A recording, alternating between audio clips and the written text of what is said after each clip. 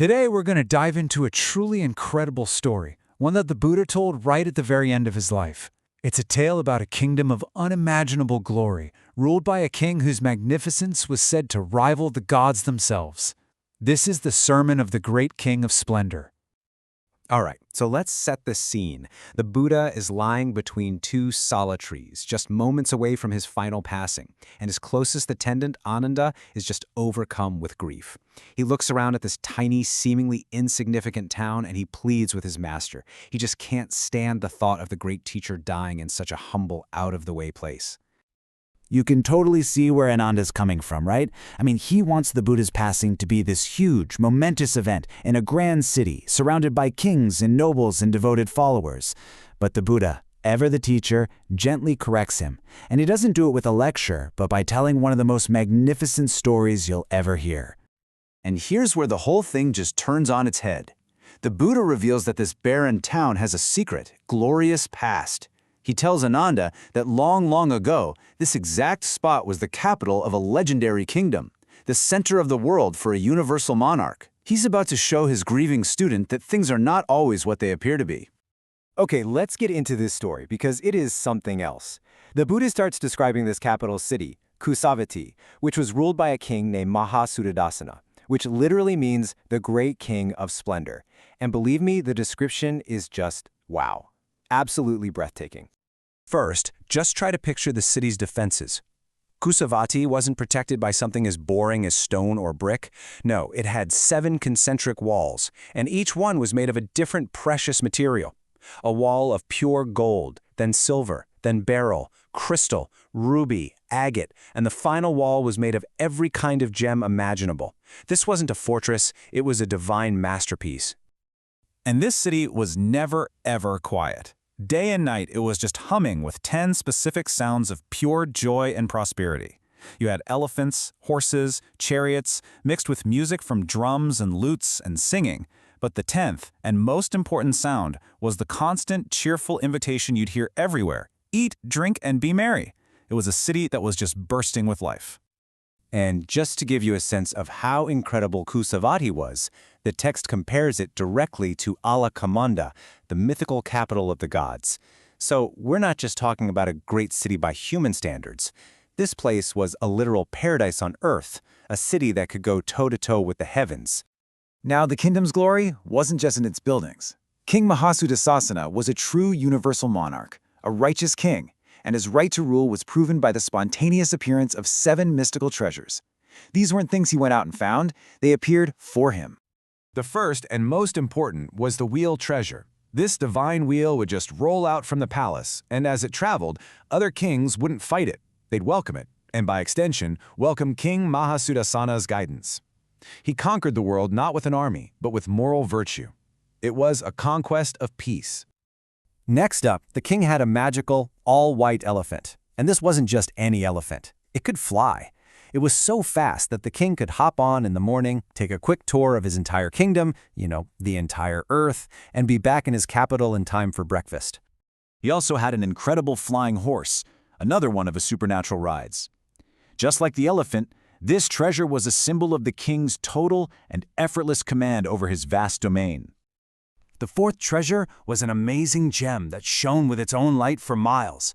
So when the king traveled with his army at night, he just put this jewel on top of a banner, and it would light up the entire camp so brightly that people in nearby villages would think the sun had risen and start their day. The 5th treasure was the perfect queen. And this wasn't just about her being divinely beautiful. She had a perfect character to match. She was wise, kind, and completely devoted to the king, never unfaithful even in her thoughts. She was the ideal partner for a perfect ruler. Next was a treasurer who had an actual superpower, a divine eye that could see treasure anywhere, whether it was buried deep underground or sitting at the bottom of a river. He could literally just reach into the water and pull out a pot of gold. The kingdom's wealth was, for all intents and purposes, infinite. And finally, the counselor treasurer. This was an incredibly wise and skilled advisor, often the king's own son, who knew exactly what needed to be done and when.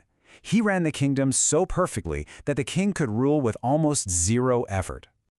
So, let's recap. You've got a divine city, a perfect king, 7 magical treasures, a world of absolute mind-boggling splendor.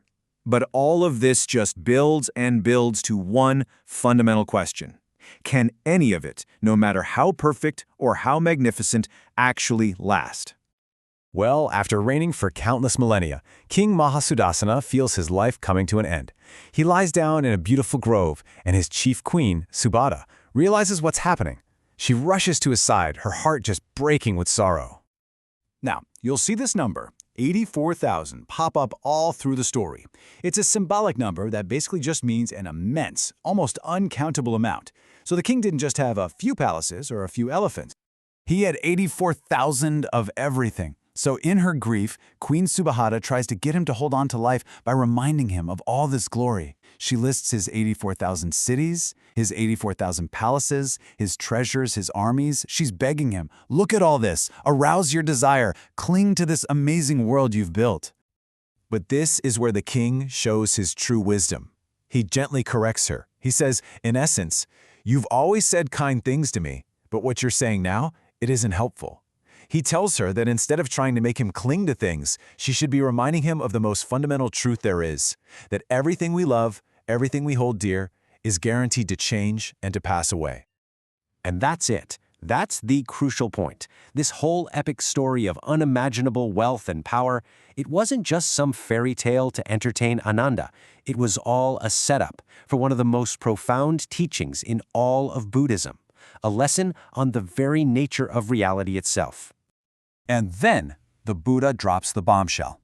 He looks at Ananda and he says, that great king with all his splendor, all those treasures and all that power, Ananda, that was me.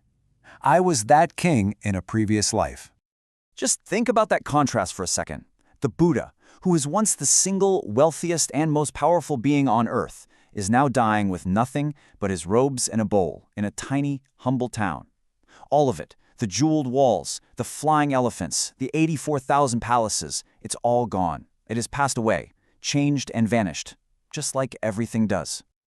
And this brings us right to the ultimate takeaway. The Buddha ends his story with this powerful verse, which sums up the entire teaching.